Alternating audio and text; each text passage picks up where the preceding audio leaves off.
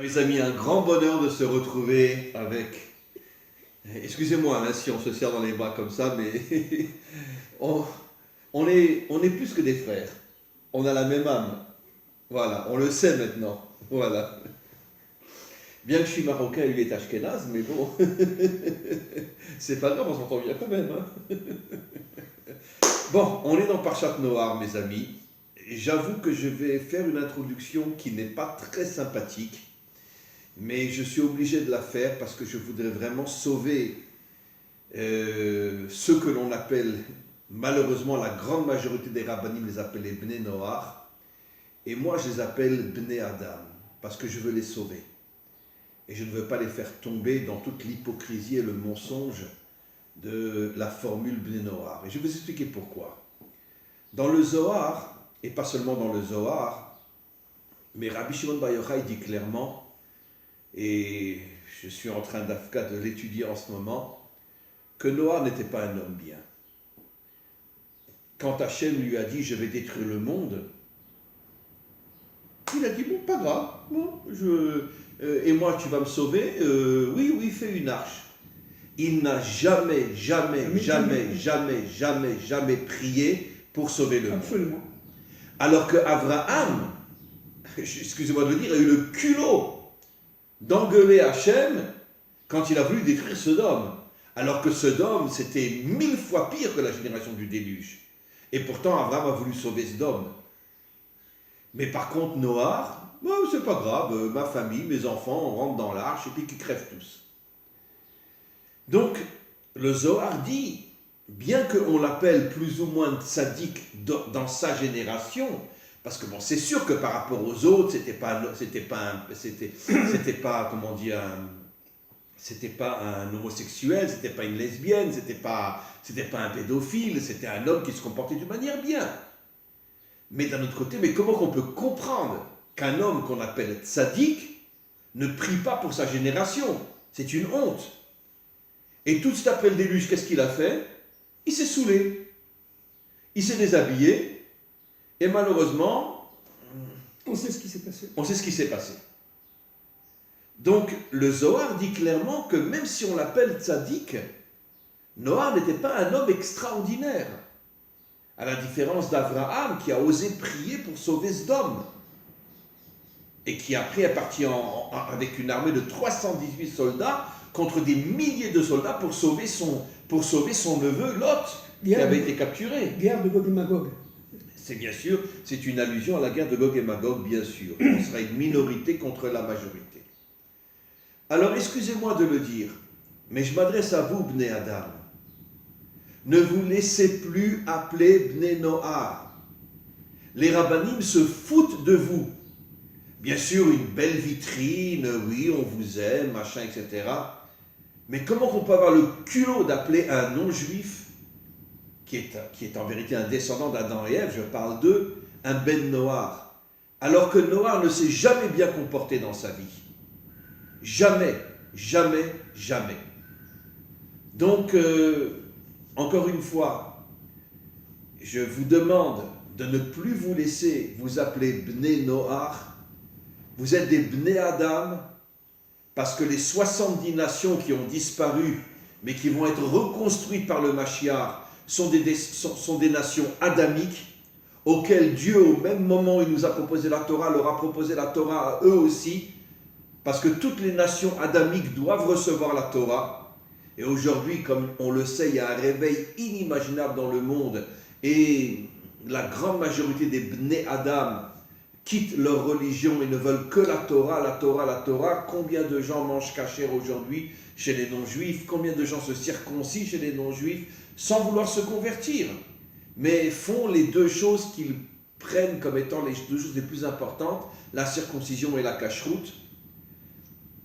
Et donc, encore une fois, je vais céder la parole à notre ami.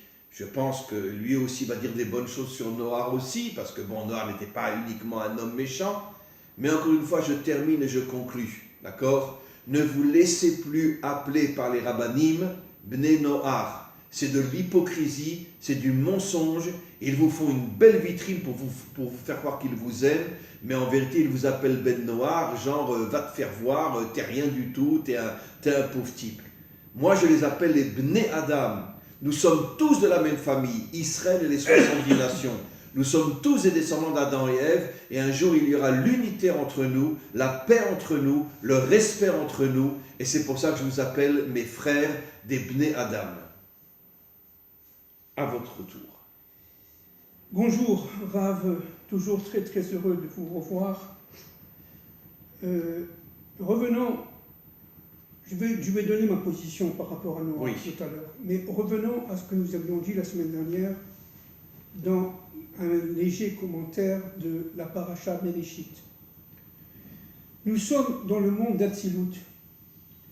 Nous sommes avant la création. La création de ce monde s'est faite dans la Bria.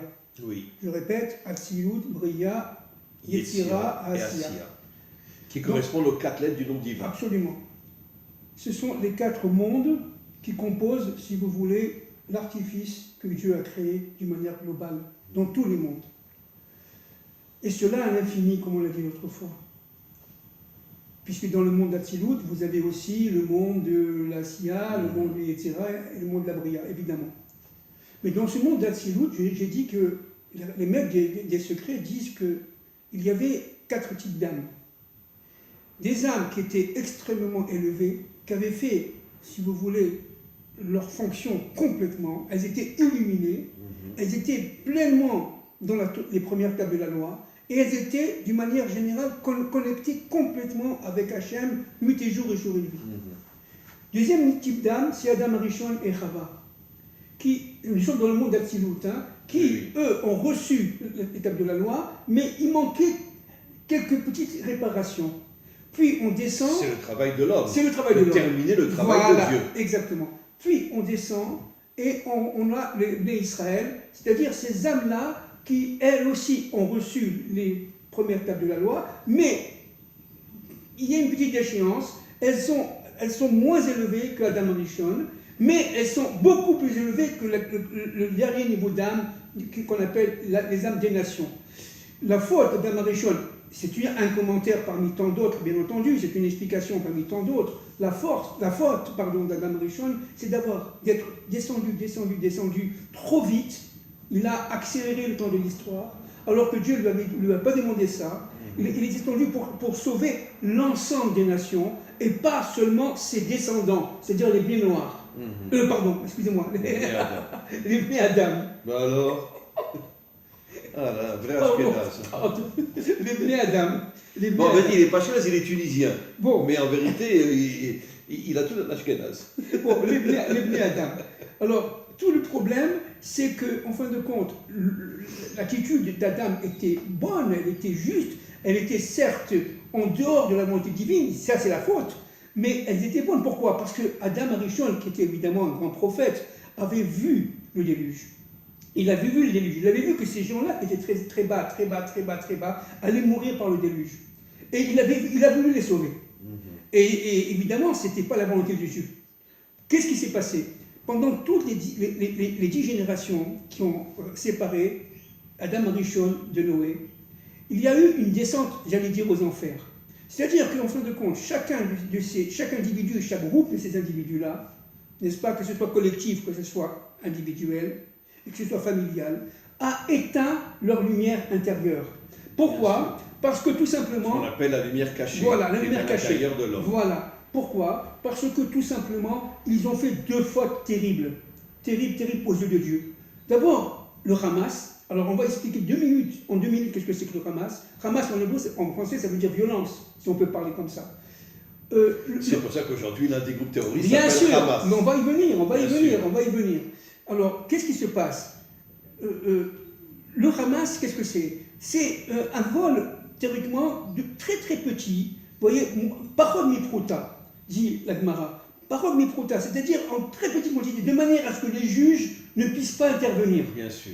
Et ils ont péché devant Dieu, dit la Torah, n'est-ce pas? Ça veut dire quoi? La génération du déluge. Oui, on parle de génération du déluge, oui, mais c'est la génération du déluge qui découle de la descente aux enfers des 10 générations. La génération du déluge, c'est la résultante de toute cette action-là qui a commencé. D'ailleurs, le Zohar dit clairement que la génération du déluge ne sera jamais réparée C'est ça.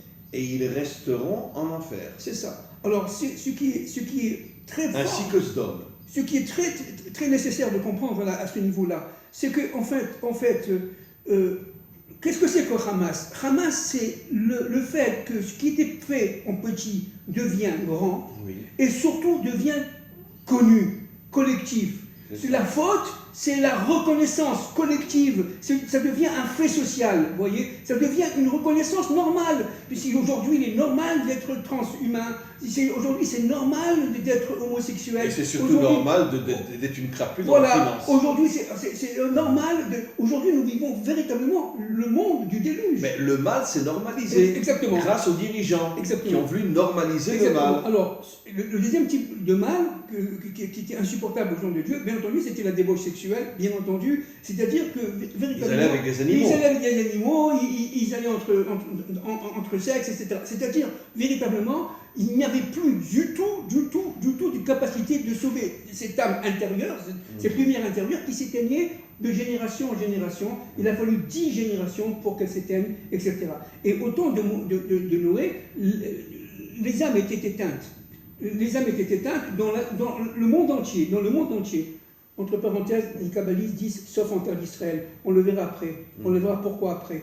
Et Noé c'était celui qui avait encore un peu de cette lumière, lui et sa famille, Bien sûr. lui et ses enfants, qui avait encore un peu de cette lumière et qui était capable encore de se connecter à l'absolu, à Kadosh Baruch Hu. Donc il était encore. C'est sûr que Noé était connecté voilà, à Dieu. C'était le seul. Évident. C'était le seul. Mais seulement le problème de Noé, et là je vous rejoins à 100%, c'est que le problème de Noé, c'est qu'il n'a pas été jusqu'au bout de son travail intérieur. Il n'a pas été. Il a fait, si vous voulez, la moitié du chemin. Il a maintenu, allumé cette lumière avec Hachem, mais pas avec les autres. Mais pas avec les autres. C'est ce qu'on verra avec Abraham Avinu, ce qu'on verra d'ailleurs avec Moshe. D'ailleurs, entre parenthèses, ne me frappez pas parce que c'est troublant ce que je vais dire. Dans Adir Bamarom, son livre, le Ramchal, Rabbi Chaim Moshe Luzzatto, n'est-ce pas, Moshe Chaim Luzzatto, dit une chose terrible, extraordinaire, pas terrible, extraordinaire. Il dit qu'en fait, dans la Neshama de Moshe, il y avait la Neshama de Noé. Ah, c'est marqué dans le Oui, Zohar. je sais.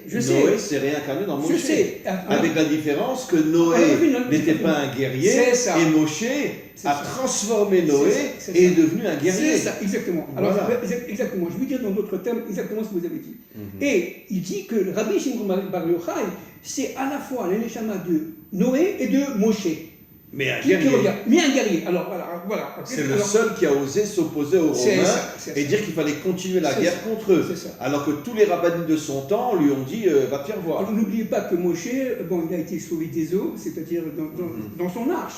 Hein, Par la fille de Pharaon. Par la fille de Pharaon, Bithia, dans son arche. Vous voyez Et Rabbi Shimon Bar Yochai, dans un temps terrible, comme au temps de Moshe d'ailleurs, un temps terrible où le peuple était complètement exterminé, détruit, la terre d'Israël était rasée, et donc il n'y avait plus de Comme dit le proverbe, mieux vaut mourir debout que vivre à genoux. C'est ça. Voilà. Et ça, c'était Rabbi Shimon Bar Yochai. Voilà. Je préfère mourir debout que de vivre à genoux. C'est ça. Alors, Rabbi Shimon Bar Yochai possédait cette Neshama de Noé comme la Neshama de Moïse. Maintenant, Mais la Neshama de Noé est transformée grâce à Moshe. Attendez, voilà, c'est ça. C'est exactement ça. Alors, attendez. C'est ça qui est fondamental. C'est que pourquoi la Neshama de Noé est rentrée dans Moshe? Parce que Moshe, si vous voulez, il a 3 étapes dans sa vie. Une première étape, il est égyptien. Deuxième étape, il tue un Égyptien, il se sauve. Ça, c'est Noé. C'est-à-dire, là, la Neshama de Noé qui se incarne en Moshe n'avait pas la capacité de se battre contre Pharaon. Il s'est sauvé. Vous comprenez? Il s'est sauvé. Et à partir du moment-là, il a fallu attendre qu'il rencontre Yitro et Tsipora pour avoir le buisson ardent. Et là, il devient Moshe. C'est-à-dire que, en fait, et là, il fait la transmutation de l'âme de Noé. C'est-à-dire qu'il fait la réparation de l'âme de Noé. Absolument. Ça, c'est Moshe. Et Rabbi Shimon Bar Yochai, c'est exactement la même chose. Il porte en lui l'âme de Noé, c'est-à-dire véritablement cette lumière intérieure qui jusqu'au buisson ardent, il se bat contre tous les rabbins qui était contre de se battre contre les Romains. Si je vous Il est sûr interromps avec une son seconde, fils. mais ce qui est extraordinaire dans ce que vous dites, c'est que bon, Noé n'était pas juif. Non, Noé représente, comme disaient les rabbinim, Ben Noach, fils de Noé, en parlant des non-juifs. Et en vérité, dans cette époque très lointaine, malheureusement, je préfère les appeler les Hébreux que les Juifs, parce que les Juifs c'est un nom galoutique, un nom d'exil. Moshe, Rabbi Shimon Bar Yochai, Rabbi Akiva, tous nos grands maîtres étaient des guerriers. absolument. Absolument. Tous nos grands maîtres étaient guerriers. Aujourd'hui, c'est tous des gens qui sont toute la journée au collège, à la yeshiva avec un livre et qui se foutent du monde. Absolument. C'est pour ça que, si je peux me permettre, je ne veux pas Oui. qu'on me lance des pierres, je veux pas qu'on me lance des pierres. En ce qui me concerne, je préfère Caïn que Abel. Mais je vais vous dire, alors, Entre écoutez, alors là, parenthèses. vous dites quelque chose de fou. Sachez que le Zohar dit, bien que les laïcs sont complètement déconnectés de Dieu, le bon côté qu'ils ont, c'est qu'ils sont au moins dans le monde matériel et qu'ils agissent dans le monde matériel, le bon côté alors qu'un qu'il religieux est complètement déconnecté de ce monde, il tourne le dos à ce monde, il vit dans ses fantasmes et dans ses illusions, et il croit qu'il sert Dieu, C'est ça. alors qu'il est complètement éloigné C'est de ça. Dieu. Alors, c'est exactement ça. Alors, aujourd'hui, nous vivons à la fois le temps de Babel, on y reviendra tout à l'heure, le temps de Babel, le temps du déluge, d'accord? C'est-à-dire, véritablement, nous sommes dans un temps extrêmement critique, dans un temps critique. Et Noé, Vous savez, je m'excuse de vous interrompre, je n'ai aucun doute que d'ici quelques années, y compris en Israël et dans tous les pays, un homme et une femme qui sortiront ensemble et qui se tiendront par la main, d'accord, seront arrêtés par la police. ça ne me surprendrait pas. De toute façon, Dans quelques années, il n'y a que les homos et les lesbiennes qui auront le droit de se serrer dans les bras. je vais vous dire. Et on attaquera les hommes et les Je vais femmes vous dire. qui s'aiment. Je vais vous dire. Ça ne se fera pas parce que Dieu va intervenir avant. Voilà ce que je pense. L'espoir fait vivre. Je suis même sûr, Rav, Chaim, que Dieu va intervenir avant. Pourquoi? Parce que tout simplement, les lumières... Là, vous parlez comme un Tunisien. Les lumières de ces Bnei Adam, comme vous dites, très justement, sont en train de s'allumer. C'est-à-dire que les forces... Il y a un réveil de folie dans le monde aujourd'hui. Les descendants... Même les Juifs ne le savent pas. Bien sûr, les descendants d'Adam, Rishon, sont en train de se réveiller par milliers, voire même par millions dans le monde entier. Donc, ça, c'est l'espoir. C'est la lumière. D'accord? Vous savez, je m'excuse de vous interrompre, il y a quelques mois, j'ai un couple de Belges qui est venu me voir ici en Israël. Je les invite au restaurant, des Bnei Adam. Et lui, il me dit, vous savez, Rav, que je suis circoncis? Je l'ai regardé comme ça, je lui ai dit, mais pourquoi vous vous circoncisez, vous n'êtes pas juif? Et vous savez ce qu'il m'a répondu? Il m'a dit, c'est pour rester fidèle à ma femme que je me suis circoncis. Oh, c'est beau ça. C'est pas magnifique. Ça, c'est très beau. Ça, c'est très, c'est pas magnifique. C'est très, très, très beau. C'est très, très beau. Regardez ce que dit le Zohar. Le Zohar, troisième partie, page 153b, Rabbi Shimon Bar Yochai, bien entendu. Alors. Le Zohar, troisième partie, page 153b. Et les gens éclairés, on parle de la fin des temps, on parle de notre époque, hein, oui. Regardez, illumineront le monde. On parle des Bnei Adam, comme la splendeur des étoiles dans le ciel. Zohar, Rakia. Et tous ceux qui s'efforceront dans l'étude du Zohar seront considérés comme s'ils avaient construit l'arche de Noé. Comprenez? C'est-à-dire qu'en fin de compte, qu'est-ce qui se passe? Il se passe que vous, moi et d'autres, évidemment... Aujourd'hui, beaucoup de Bnei Adam étudient le Zohar. Oui, c'est pour ça que je vous dis ça. C'est pour ça. Je m'excuse encore une fois de vous interrompre. J'ai une élève qui s'appelle Clémence, qui est une Africaine, qui vit à Madagascar. D'accord? Elle a appris l'hébreu il y a de nombreuses années. Elle étudie le Zohar, elle étudie le Ari Akadosh, elle ne veut pas se convertir, elle veut rester ce qu'on appelle une fille de Adam. Bien sûr. Mais je vous garantis que si elle était en Israël, tout le monde la prendrait pour une rabbinite. Mais bien sûr, mais bien sûr, mais bien sûr. La folie, ce qui se passe dans le monde aujourd'hui. Bien sûr. C'est de la folie. Bien sûr. Alors, j'ai perdu l'idée là. Oui, que les nations peuvent étudier le Zohar. Oui, c'est ça. Alors, vous, moi et d'autres, évidemment d'autres, parlent sur Internet. Mais comment ça se fait qu'Akadosh Baruch Hu a accepté? Parce qu'Akadosh Baruch Hu, il voit tout. Qui c'est qui a créé Internet? C'est Akadosh Baruch Hu, bien entendu. Si on a la capacité de parler un tout petit peu à notre niveau, qui est très petit, du Zohar, c'est que le temps est venu. Mais quel est le temps? C'est quoi ce temps-là? C'est le temps où les Bnei Adam vont s'allumer grâce à la Torah des secrets. Grâce à la Torah des secrets. Ce que nous appelons la Torah de la délivrance. Et ça, le Zohar le dit. Rajbi dit que le Zohar, c'est la Torah de la délivrance. Bien sûr, bien sûr. Et regardez, le Zohar, je le répète, les gens éclairés illumineront le monde, comme la splendeur des étoiles. Dans le ciel. Dans le ciel. Vous vous rendez compte? C'est-à-dire qu'en fin de compte, il y aura des milliers et des milliers de personnes, grâce à Internet, grâce à YouTube, grâce à tout ça, toutes ces applications-là, qui vont faire qu'en fin de compte, les gens vont se réveiller. Mais par rapport à quoi? Par rapport à cette génération, qui est une génération vraiment corrompue. Qui est tombée complètement. Qui est tombée complètement, corrompue par ces élites, et surtout au bord, carrément, d'une dynamique qui est mortifère. Nous sommes...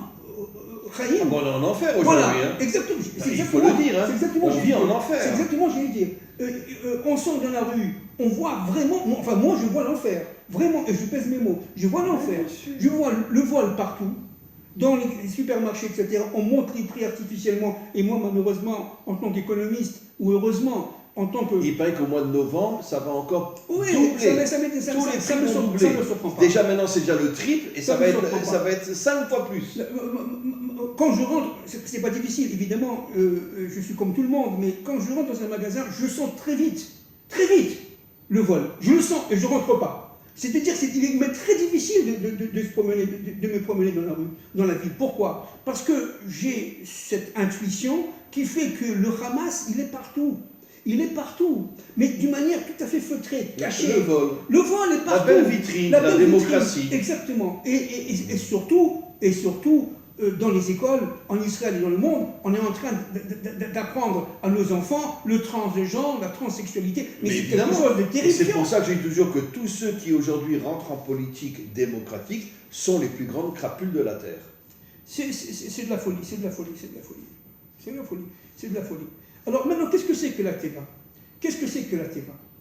La Teva, c'est-à-dire l'arche. Et ça veut dire aussi la parole. Voilà. Oh, grave, c'est pas possible. Mais on est les mêmes. C'est pas possible. Je suis dans votre âme, vous êtes dans mon âme, donc c'est normal que je vous devance. Bon alors, que dit le Zohar? Le Zohar dit une chose extraordinaire. Il dit qu'en fin de compte, la Teva, c'est l'ensemble, ce sont des mots, c'est l'ensemble des lettres qui se permutent l'une l'autre. Oui, le mot Teva veut dire parole. Parole, ce sont des mots, d'accord? Qu'est-ce que ça veut dire? Comme la chanson de Dalida, parole, parole, c'est-à-dire parole. qu'à la fin des temps, grâce à la Teva, grâce à l'arche, entre guillemets, on va pouvoir faire des permutations de lettres, c'est ce qu'on fait en hébreu d'ailleurs, maintenant c'est ce qu'on fait vous, moi et d'autres, évidemment. Mashiach, voilà, Shem Chai, voilà, le nom de la vie. Voilà. Et à partir de ce moment-là, ça va réveiller les âmes des Bnei Adam. Parce que les âmes qui n'ont pas cette clé-là, parce que où se trouve la Teva aujourd'hui? On l'a dit tout à l'heure, en Eretz Israël. C'est quoi Eretz Israël? Eretz Israël, c'est une terre qui permet... C'est le seul pays qui est directement connecté à voilà. Dieu, sans intermédiaire, dit le Zohar. Exactement. Le seul pays qui est directement connecté à Dieu. Exactement. La terre d'Israël, c'est une terre d'intériorité. C'est une terre d'intériorité. La femme. Bien sûr. La femme est l'intériorité de l'homme. Évidemment, évidemment. La couronne de l'homme, la bénédiction de l'homme, la force de l'homme. Évidemment, évidemment.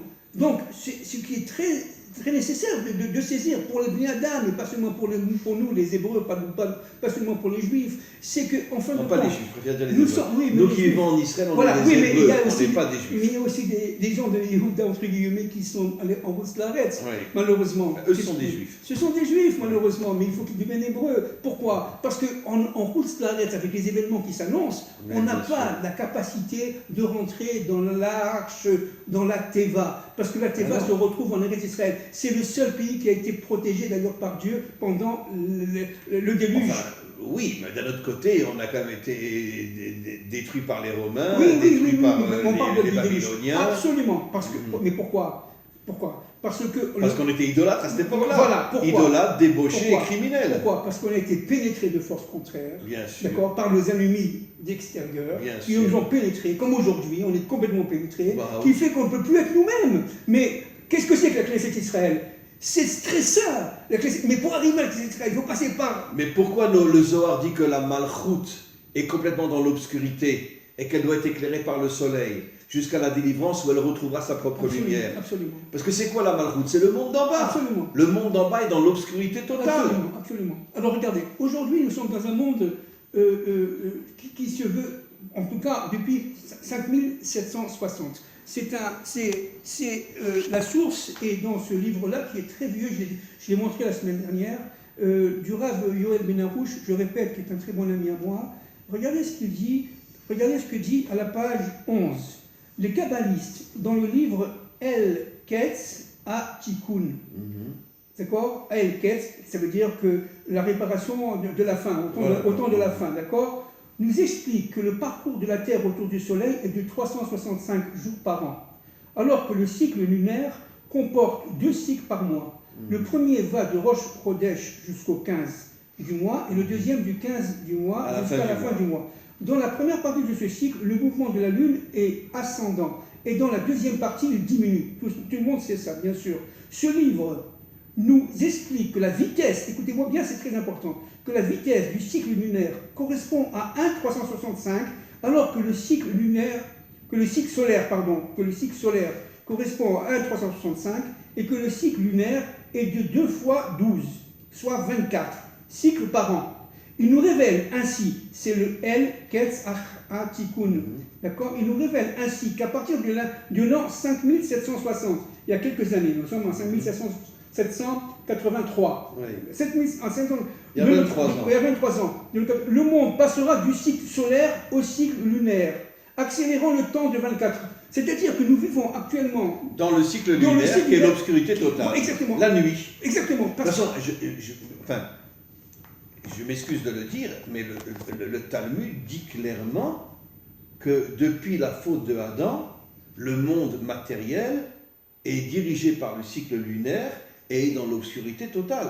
Alors, puisque la lune brille la nuit. Alors, qu'est-ce que ça veut dire?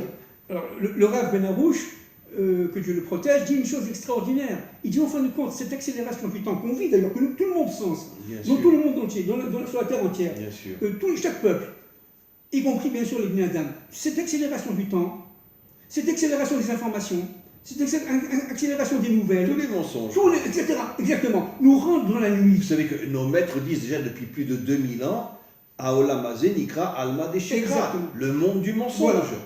Nous sommes dans un monde où les événements s'accélèrent. De Shabbat en Shabbat, de Shabbat en Shabbat, de Shabbat en Shabbat. On n'a plus le temps de respirer.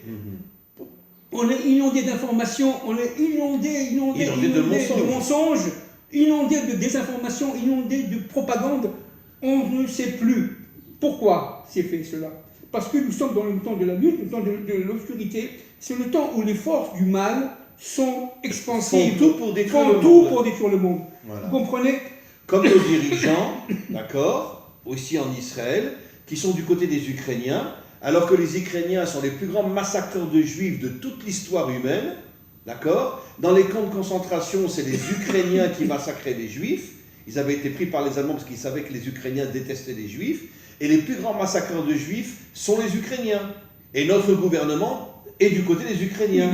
Ça prouve bien ce que dit le Zohar, qu'avant la délivrance finale, tous les dirigeants du monde, et surtout en Israël, sera le Erev Rav. C'est ça. Ce ne sont pas des Juifs. Alors, ils sont peut-être nés de mère juive, mais ils n'ont pas une âme juive. C'est ça. Alors donc, et tout celui qui rentre en politique en Israël n'est pas un juif aujourd'hui. Alors, ce qui est très important, Rav, s'il vous plaît, ce qui est très important de comprendre, c'est que, en fait, cette accélération de l'histoire, cette débauche de mots et cette débauche morale et cette débauche sexuelle entraîne tout simplement le cataclysme.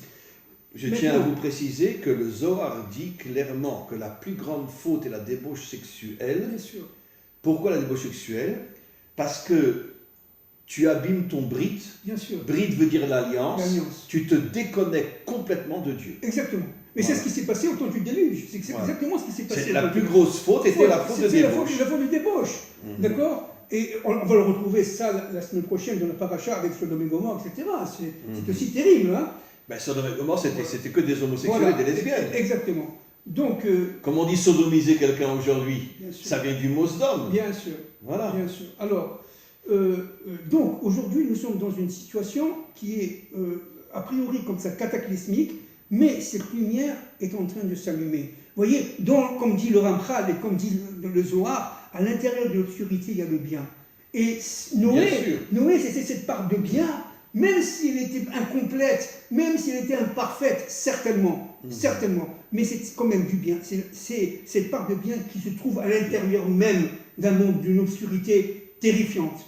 Sa génération était peut-être l'une des pires générations qu'il y ait jamais eu, comme la nôtre Comme aujourd'hui. la nôtre aujourd'hui, exactement. Nous revenons dans la génération du déluge. Oui, c'est pour ça qu'il est très nécessaire de faire son aliyah, parce que la terre d'Israël, aujourd'hui, malgré le fait qu'on soit tout simplement nous aussi pénétrés de forces contraires, on est d'accord à 100%, mais il n'empêche que cette terre-là reçoit de Dieu, elle nous permet de pénétrer notre intériorité. En faisant notre aliyah, on arrive à être, malgré toutes les difficultés, soi-même.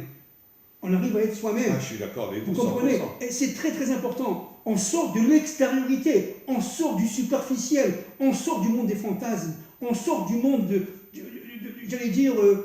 du rêve, qui n'est pas du tout dans ce monde-là. Mais il faut arrêter d'écouter les informations en Israël, voilà. Parce que je crois que c'est la presse la plus mensongère qu'il y a au monde. Oui, de toute façon. Alors, écoutez-moi. On va essayer de comprendre maintenant qu'est-ce qui s'est passé en fait. C'est quoi le déluge? On parle de... C'est pas du tout ce que pense le commun des mortels, une pluie qui est tombée sur l'arrêt pendant 40 jours et 40 nuits, et ça a duré pendant un an. C'est pas ça en fait. C'est la cataracte du ciel et Timoum Rabba. Timoum Rabba, c'est-à-dire de l'eau brûlante venait d'en bas, et de l'eau glacée venait d'en haut, pour mélanger le feu et l'eau. Exactement. Regardez ce que dit. D'ailleurs, le Zohar dit que dans le Gehinnom, certains sont jugés par de l'eau froide et d'autres par un feu brûlant. Voilà. Alors, regardez, dans le Midrash Pirkei de Rabbi Eliezer, chapitre 23, regardez ce qu'il dit.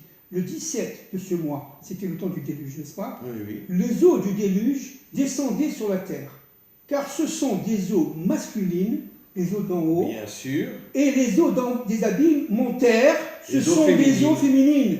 Les unes et les autres se rassemblèrent et grossirent pour détruire le monde. Alors il faut comprendre quelque chose de fondamental.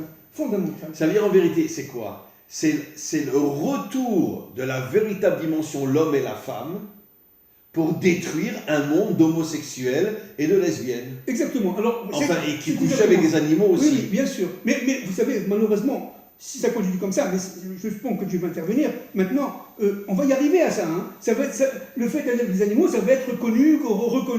Il y a déjà beaucoup de pays où il y a des hôtels cachés. C'est terrible. Où un homme peut avoir des relations avec un animal. Alors, je vous dis, pour l'instant... Et il y a beaucoup d'hôtels comme ça en Allemagne. Pour l'instant, c'est caché, mais quand ça prendra... Mais ça sera officiel. Voilà, officiel, force de loi, si vous voulez. Et bien de la même manière qu'il y a des défilés gays aujourd'hui, d'ici quelques années, il y aura des défilés homme-animal, femme-animal. C'est ça. Non, c'est de la folie. Alors, donc là, on va à notre peuple.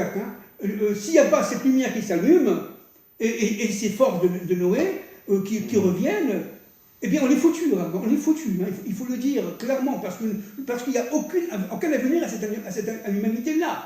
Ou bien on détruit, le Mashiach détruit les forces du mal, ces élites corrompues, de mondialistes, etc., qui veulent tout simplement nous faire descendre dans les fins fonds du matérialisme, où on se bat contre eux, mais vraiment, jusqu'au bout. Ou bien on est foutu. C'est le Mashiach qui va monter cette armée qui se battra contre eux. Et comme le dit Rabbi Shimon Bar Yochai dans le Zohar, la majorité des soldats du Mashiach seront des non-juifs. Exactement.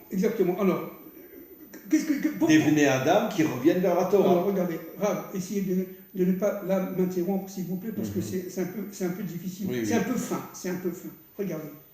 Akadosh Baruch Hu, il a créé la terre, il a créé notre monde, et il a séparé le ciel et la terre. D'accord? Deuxième jour. Pourquoi il a fait? Pourquoi il y a cette séparation qui est fondamentale? Parce qu'il n'a pas dit c'était bon. Il n'a pas dit c'était bon. Non. Il n'a pas dit c'était bon. C'est pas marqué le mot Torah. Voilà. Il n'a pas dit c'était bon, mais il a fait. Parce que c'est à l'homme de récupérer, de rattacher le monde d'en haut avec le monde d'en bas. C'est le travail de l'homme. C'est le travail de l'homme de réparer le monde d'en bas et de le maintenir attaché au monde d'en haut. De faire descendre le monde d'en haut dans le monde d'en bas. Comme dit le Midrash, Nitava Kadosh Baruch Hu Yoto Dira Batartonim, tout le désir de Dieu, c'est de se dévoiler en bas, pas en haut. C'est encore plus que ça. Rav. parce que le haut est en bas. C'est-à-dire qu'en fin de compte, où se trouve la spiritualité? Dans la matière. Donc ce qu'il faut... La lumière cachée. La lumière cachée, voilà exactement. Ce qu'il faut, c'est ce qu'on essaie de faire. C'est pour ça que je ne suis pas le seul, qu'on intervient sur Internet. Pour le plus grand nombre, y compris, et surtout pour les Bnei Adam. Pourquoi? Parce que cette lumière-là, il faut la réveiller avant que ce soit trop tard. Le Rabbi Lubavitch dit qu'au moment de la délivrance finale, lorsqu'on aura réparé notre corps, le corps sera au-dessus de l'âme. Exactement. C'est ce il ose dire une chose pareille.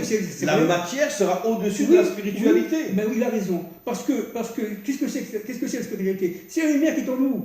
C'est la lumière qui est en nous. Donc il faut absolument la couver, la protéger et la faire resplendir dans le monde, de manière à ce que Adam Rishon puisse réparer sa faute, revenir avec Chava, avec Moshe, avec Tzipora, etc., de manière à reconstituer le Shalom David. C'est fondamental. Sinon, c'est fini. Je répète, sinon c'est fini. C'est la fin de l'humanité. Si Dieu n'intervient pas à notre époque, on peut dire que c'est fini. Pourquoi? On est à la veille d'une guerre nucléaire. Il faut appeler un chat, n'est-ce pas, en Ukraine, et ça va prendre forme un peu partout. Mais Poutine a annoncé qu'il préparait la troisième guerre mondiale. Voilà, alors, on est à la veille d'une crise monétaire, financière incroyable, plus de retraite, etc., etc. Je ne veux pas faire peur aux gens, mais c'est la vérité. Nous sommes à la veille d'une crise monétaire, n'en parlons pas. Ils veulent démonétariser la monnaie de manière à ce qu'elle soit virtuelle, c'est-à-dire un monde de fantasmes qui n'a rien à voir, aucun rapport avec l'économie réelle. Ils veulent tout simplement détruire les États-nations, par l'endettement, etc., de manière à prendre la place. Ils les ont développés, ils les ont couvés, ils s'en sont servis. Maintenant, ils veulent les détruire pour prendre leur place. C'est ça la dynamique de leur propre histoire. Et donc, les nations, et surtout la famille, implosent. L'intériorité implose. Nous sommes à la veille, véritablement, nous sommes au temps de Noé. Il n'y a jamais eu autant de divorces qu'aujourd'hui. Voilà, nous sommes au temps de Noé avec... Et le but est surtout de détruire les enfants. Exactement. Parce que les enfants, moi je connais malheureusement beaucoup de couples divorcés, les enfants ont perdu la tête. Mais bien, il y a de quoi. Les enfants ont perdu la tête. Mais il y a de quoi. Ils sont devenus fous. Je vais vous raconter une histoire. Moi, j'ai été pendant près de 30 ans prof ici au Mahon Lev, mais aussi au lycée français, etc. Vous étiez au Mahon Lev? Oui, et au lycée français. J'étais à Paris, prof dans les grandes écoles, etc. Et combien je vois des enfants, j'étais en première terminale, ici au lycée français, qui commencent à pleurer, en plein cours. Je dis, mais qu'est-ce que vous avez, mademoiselle? Ce que je vous dis, c'est vrai. Hein. Ça m'est arrivé peut-être 500 fois. Qu'est-ce que vous avez, mademoiselle? Qu'est-ce que vous avez, jeune homme? Qu'est-ce qui se passe? Il me dit, je cherche mon père. Je lui dis, mais quand vous cherchez votre père? Mais qu'est-ce qui se passe? Il m'a dit, je suis sûr qu'il est en Israël. Monsieur Ababou, aidez-moi à trouver mon père, parce que je vais finir par me suicider. J'ai entendu ça au moins 500 fois. Et ce n'est pas d'aujourd'hui, je parle de ça à partir des années 90, jusqu'à il y a 3 ans. Mais oui, le but du divorce, c'est de tuer les enfants. Les enfants sont perdus, complètement perdus. Complètement perdus. Et je vais raconter une autre histoire terrible, c'est une histoire terrible. C'était à Yom HaShoah, on est parti à Yad Vashem avec des élèves, et tout à coup je vois une fille, elle voit son grand-père dans l'image. Elle me dit, c'est mon papy, et elle tombe dans les pommes. Elle tombe dans les pommes, 3 jours dans le coma. Et en se réveillant, elle a dit, j'ai vu mon papy, Pour vous donner les traumatismes qu'ont les enfants. Hein, ce sont des exemples que je donne, n'est-ce pas? Alors, on revient un peu à notre thème. Qu'est-ce qui s'est passé, en fait? Pourquoi les eaux du ciel et de la terre ont été réunies? Je vous interromps, mais pour confirmer ce que vous dites, mes parents qui ont perdu leurs parents pendant la Shoah, à Auschwitz, ils parlaient beaucoup de la Shoah, mais ne parlaient jamais de leurs parents. Un jour, j'ai demandé à ma mère, mais pourquoi tu ne me parles pas de tes parents? Vous savez ce qu'elle m'a répondu, ma mère? Exactement ce que vous venez de dire. Si je parle de mes parents, d'accord, je pense que je vais mourir. C'est ça. Voilà ce qu'elle a dit. Si je parle de mes parents, je pense que je vais mourir. Elle préférait parler de la Shoah de manière générale, mais jamais de ses parents qui sont morts à Auschwitz. C'est ça. Alors, permettez-moi, Rav, une seconde, de revenir un peu à ce qu'on disait par rapport à l'ouverture des eaux d'en haut et des eaux d'en bas. Dieu a donc séparer le deuxième jour, les hauts d'en bas, pour pouvoir permettre à l'homme de faire sa mission, de parfaire, etc., d'être libre, libre arbitre, et d'avancer, d'avancer, jusqu'à reconnaître que Dieu est en lui. On est d'accord. Mais Lech lecha, va vers toi, je suis en toi. Voilà. Mais cette génération-là de Noé, des déluges qui descendent, des 10 générations qui ont descendu, n'est-ce pas, de graduation en graduation, au niveau de l'Aneshama, qui sont devenus carrément rien, et à partir de ce moment-là, éteint, comme un vase éteint, il n'y a plus de lumière, vous voyez, c'est le Kéli qui s'est éteint, et il était seul, c'était de la matière, il n'y avait rien. Donc à partir de ce moment-là, qu'est-ce qui s'est passé? Akadosh Baruch Hu a remis le monde qu'il était avant la création. Vous comprenez? Ça veut dire qu'il a réuni le ciel et la terre. Ah, vous ne voulez pas de la séparation, vous voulez vivre sans moi, alors je vous détruis. C'est quoi la séparation? C'est la religion. C'est exact. Je monte dans le ciel, je me fous de la terre. C'est ça la religion. C'est ça. Le venin du serpent. C'est ça. Donc il faut bien comprendre que ce qui s'est passé avec Noé, bon, Dieu a promis que ça ne se repassera plus, etc. Mais nous sommes, à notre génération, véritablement à un tournant dans l'histoire, un nœud gordien dans l'histoire qui fait que si on passe, on arrive au Mashiach, si on ne passe pas, ça casse. C'est terminé. Parce que nous sommes arrivés à un niveau de dépravation. Le Mashiach, il cherche son âme, il n'a toujours pas trouvé. On va y arriver. Je suis très optimiste. Parce que vous êtes tunisien, c'est vous normal. Vous ne pouvez pas m'enlever ça. La Torah est une. Khaïm, vous ne pouvez pas m'enlever. Je suis malgré la. Mais où il est son âne? Il le cherche depuis des années, il n'a pas encore trouvé. C'est peut-être nous. Comment? C'est peut-être nous. Vous voulez être son âne? Bon, alors, vous voyez, vous comprenez. Alors, ce qui est encore une fois nécessaire de saisir cette fois-ci, et si vous voulez, en début de conclusion, c'est que tout a un sens. La dynamique de l'histoire est une dynamique où le plan de Dieu et le plan humain doivent se réunir, où véritablement la volonté humaine et la volonté divine forment un, où l'homme et la femme forment un, où les nations, voilà, ils étaient dans l'unité totale. Voilà, où les nations et Israël forment un.